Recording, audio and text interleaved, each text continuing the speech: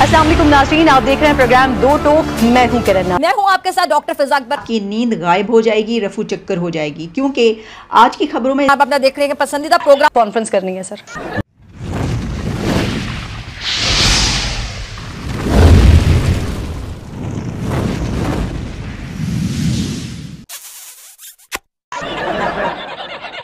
अस्सलाम वालेकुम नाज़रीन, आप देख रहे हैं प्रोग्राम दो टोक। मैं हूं किरण। हुकूमत पाकिस्तान ने अवाम पाकिस्तान की उम्मीदों पर पूरा उतरने की कोशिशें तेज कर दी हैं।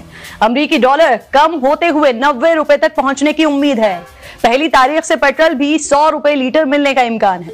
महंगाई की शरह 5% से कम होने का इम्कान है। आलमी इदारों की रिपोर्ट के मुताबिक अगले माली साल में पाकिस्तान की GDP ग्रोथ 8.4% मुतवक्का है। इंशाअल्लाह इस साल पाकिस्तान इंपोर्ट से ज्यादा एक्सपोर्ट करेगा।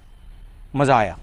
लेकिन इस वक्त खबर यह है कि ऑडियो लीक्स पर सुप्रीम कोर्ट ने हुकूमती कमीशन को फिलहाल काम करने से रोक दिया है। हुकूमती वजीर ने इमरान खान की यूरिन रिपोर्ट पर अहम प्रेस कॉन्फ्रेंस कर डाली है।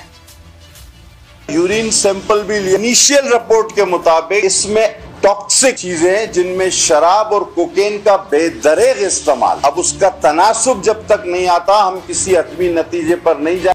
वजीर सेहत कादिर पटेल ने आज भी ये दावा किया कि खान साहब की जहनी हालत दुरुस्त नहीं है, लेकिन इसी रिपोर्ट में वाज़ेह अंदाज में इमरान खान को नैब की हिरासत में रखने के लिए बिल्कुल फिट करार दिया गया। मेरी वजीर आजम पाकिस्तान से ये भी गुजारिश होगी, इमरान खान नियाजी साहब को सियासत से दस्तबरदार कराएं, इन पर पाबंदी लगाएं। हम PTI से इख्तलाफ नहीं करते। PTI में भी मुहब्बे वतन लोग हैं, उनके कारकुनान हैं। दोस्त इमरान राबी है, वो दीवाना है, वो पागल है, उसकी जुर्रत कैसे? सही पकड़े हैं। खजाना इस वक्त खाली हो चुका है। डॉलर ट्रिपल सेंचुरी कर चुका है। अगर तारीख पर नजर डालें तो आजादी के 75 वर्षों में डॉलर ने 180 रुपए का सफर तय किया और सिर्फ गुज़िश्ता एक साल के अंदर डॉलर 130 रुपए महंगा हो चुका है। पाकिस्तानी रुपए की ये हालत हो गई है कि डिफॉल्ट होने वाला श्रीलंका भी अब हमसे आगे निकलता दिखाई दे रहा है।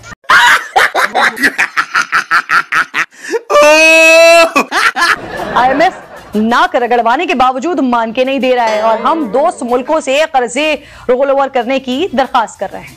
उस्मा साहिबा, ये एक नॉर्मल इंसान की रिपोर्ट है। किसी भी इंसान की नॉर्मल जो वो इस कंडीशन में हो तो उसकी इसी तरह की रिपोर्ट आती है, हम ये कह सकते हैं। आप कह रही हैं कि एंगर है उनकी रिपोर्ट में, तो ऑब्वियसली माहिर हैं आप। रिपोर्ट में खान साहब को जब आपने देखा, उनकी आप बातें सुनती हैं, उनकी बॉडी लैंग्वेज देखती हैं, तो उससे आपको वजीर सेहत की बात में वजन नजर आता है? मैं बतौर प्रोफेशनल यानी बात करना चाहूँगी यहाँ पे कि जो रिपोर्ट है उसके मुताबिक अगर हम देखें तो वो एक बड़ी जनरलाइज सी रिपोर्ट है। उसमें कोई स्पेसिफिकेशन नहीं है कि अगर कोई मसला है तो वो क्या ब्रेन डिसऑर्डर है या क्या मेंटल डिसऑर्डर है, जो कि बतौर प्रोफेशनल हम लोगों के लिए ज़्यादा अहम होता है। जी उस्मा साहिबा, मैं आपकी एक्सपर्टीज के हवाले से ही आपसे सवाल कर रही हूँ। मैं आपसे ये पूछ रही हूँ कि खान साहब के बॉडी लैंग्वेज को आप देखती हैं, उनकी गुफ्तगू का अंदाज आप देखती हैं, उससे आपको क्या आइडिया होता है? Is he fine? बज़ाहिर देखने में वो सही नजर आते हैं जब वो बातचीत करते हैं, लेकिन तो दोस्तों एक सेरेमनी हुई पाकिस्तान में, जनरल हेडक्वार्टर्स रावलपिंडी, और ये फंक्शन का नाम कौम तकरीम शहूदाए पाकिस्तान। अच्छा, कोई नाम छोटे नहीं होते इनके, सिंपल सा कह देते यार कि शहीदों की याद में। कौम तकरीम शहूदाए पाकिस्तान यानी a day to commemorate and respect and pay regards to the martyrs of Pakistan. जो बंदा जाए वो डिक्शनरी लेकर जाए। सो ऑडियो सारे जजेस की आ रही है। जजेस के ऊपर ट्रस्ट पाकिस्तानी अवाम का ना होने के बराबर हो गया है और ऐसी सूरत के अंदर जस्टिस को सर्व करने के लिए मिलिट्री कोर्ट्स का तयन किया गया है कि जिसने दहशतगर्दी की है वो दहशतगर्दी के जिस तरीके से एक दहशतगर्द को ट्राई करना चाहिए उस तरीके से ट्राई होगा। अब इस बारे में इमरान खान साहब ने क्या कहा था कि दहशतगर्दों को कैसे ट्राई करना चाहिए, वो सुने जरा। दहशतगर्दी का हर केस मिलिट्री कोर्ट में जाना चाहिए। अब खान साहब ने खुद कह दिया कि मिलिट्री कोर्ट्स में ट्राई करना चाहिए। अब सिर्फ ये नहीं, उन्होंने एक और बात भी कही है कि कौन सी हुकूमत चल सकती है अगर लोग सड़कें बंद कर दें, तो वो भी सुने जरा। कौन सी हुकूमत चल सकती है जिधर कोई आदमी खड़ा होके कहे कि जजेस को भी कत्ल कर दो और कहे आर्मी चीफ के खिलाफ भी बगावत कर दो, लोगों को भी सड़कों पे निकाले। ये सूरत हाल है हमारी सारे के सारे सामने। और पाकिस्तान तहरीक इंसाफ के का पलड़ा जो है वो हल्का इसलिए होता जा रहा है क्योंकि बहुत सारे लोग उड़ते चले जा रहे हैं। आगे बढ़ो। मैं मौलाना की पार्टी का आदमी हूं, मैं नहीं बर्दाश्त करता। अल्लाह माफ करे, बहुत मनुष्य लग रहे हो, मत करो, रहने लो।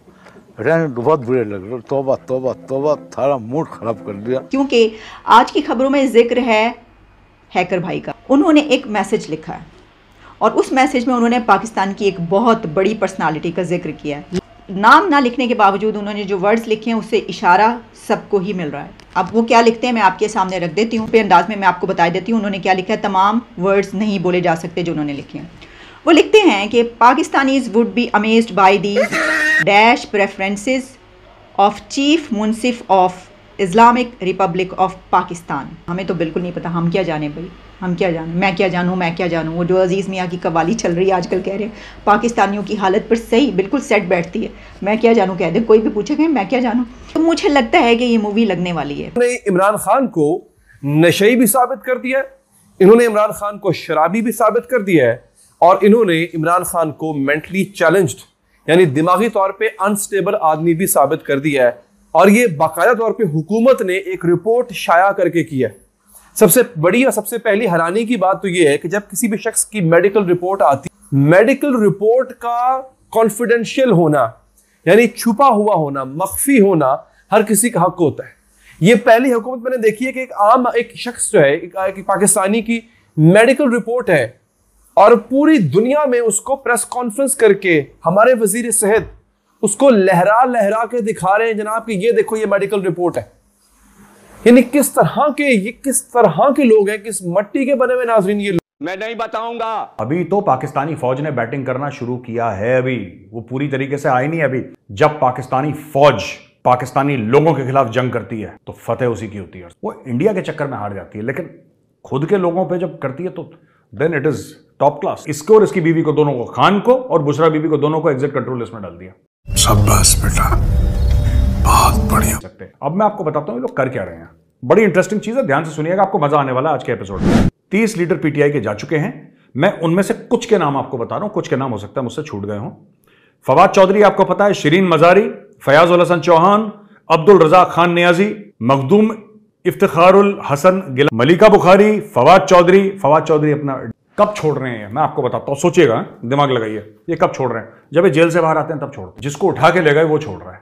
किसी की बीवी को उठा लिया, किसी के बाप, किसी की मां, किसी के बच्चे को धमकी दे दी, तो उसके डर के मारे ये लोग पार्टी छोड़ रहे हैं। यही लोग थे इनके अभी फैमिली मेंबर्स को उठाया जा रहा है जो बड़ा परेशान है कि यार हमारे खानदान वालों को उठा दिया। और ये जितने भी आपके लाहौरी पाकिस्तानी पंजाबी एंकर्स हैं ना जो टीवी पे कह रहे हैं कि बड़ा जुल्म सितम है जी, और ये है जी, और वो है जी, एक बात बताओ, जब बलोच फ्रीडम फाइटर्स के माँ बाप उनकी बेटियां उनकी बहुओं को उठा रहे थे तब तो इस सारे के सारे लाहौरी चुप रहे। पाकिस्तान में चीख निकल गई, हाहाकार मच गया, इसके बाप को उठा लिया, इसके भाई को उठा लिया, वो तो इनोसेंट था। यार यही काम तो तुम्हारी एस्टैब्लिशमेंट बलोचिस्तान और खैबर पख्तूनख्वा में करती आ रही है। जो आप इमेजेस देख रहे हैं लाहौर के और आप कह रहे हैं अरे इतना फसाद हो गया, ये कुछ भी नहीं है जो हुआ है। ये लाहौरी विक्टिम कार्ड प्ले करते हैं, ये कुछ भी नहीं हुआ पाकिस्तान में। ये 100th नहीं हुआ है जो बलोचिस्तान में करते हैं ये लोग। 100वां हिस्सा भी नहीं हुआ और लाहौरियों की चीख निकल गई।